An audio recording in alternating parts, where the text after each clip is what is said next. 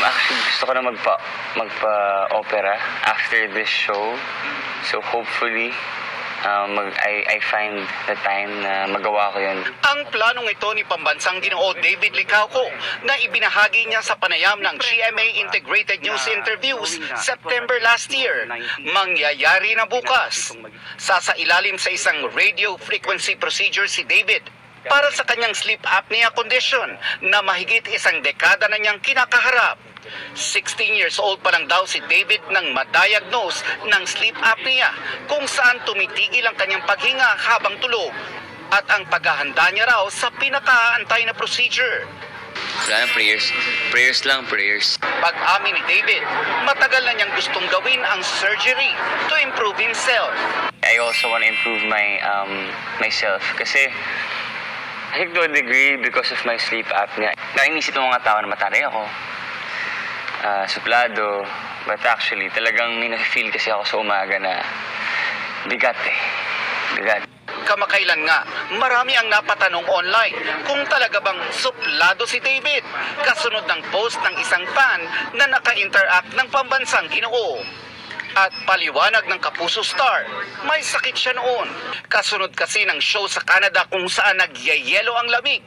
Bigla namang nakakapaso ang init pag-uwi niya sa Pilipinas. Gayunman, the show must go on at nagdesisyon siyang umattend pa rin sa ilang commitments. And at that time, yung peak na naramdaman ko yung sakit ko. Alala ko, hindi ako makapagsalita dahil yung phlegm ko, yung colds ko, nandito lahat Tapos, isipan ako, nilagnat ako.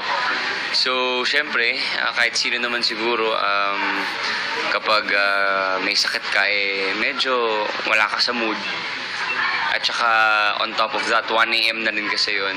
Pero wag din daw sisihin ang mga napatanong na fans sa misunderstanding na ito. Bumabawi naman daw si David gaya ng pakikipag-bonding niya sa mga tagahangang present sa isang special screening ng bago niyang pelikulang GLU.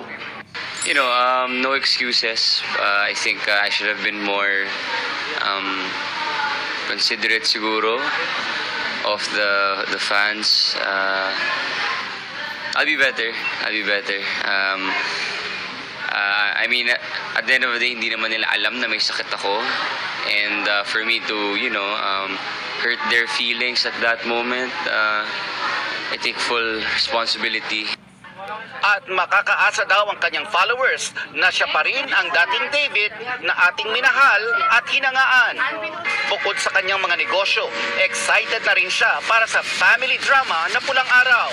I'm super excited na napanood yun ng mga fans dahil alam mo yun, pinaghihirapan namin to, diba?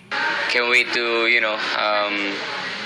be seen also with Sanya and Alden and of course si Barbie. Super excited ako. Nelson